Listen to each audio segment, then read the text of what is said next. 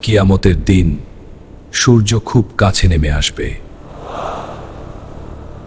কেউ ঘামে ডুবে থাকবে হাঁটু পর্যন্ত, কেউ বুক পর্যন্ত, আর কেউ নিজের আমলের কারণে প্রায় ডুবে যাবে। একজন লোক ভয়ে দাঁড়িয়েছিল। সে বড় আলেমও ছিল না, বেশি নফল আমলও ছিল না। সে ভাবছিল, আজ আমার বাঁচার উপায় কি?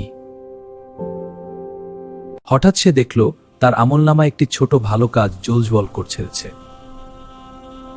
ফেরেশতারা বলল, তুমি একদিন রাস্তায় একটি কাঁটা সরিয়ে দিয়েছিলে, যাতে আল্লাহর বান্দারা কষ্ট না পায়। তুমি তা আল্লাহর জন্য করেছিলে।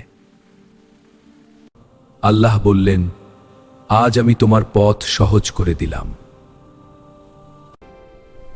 তার হিসাব সহজ হয়ে গেল, আর সে জান্নাতের পথে চলতে লাগলো।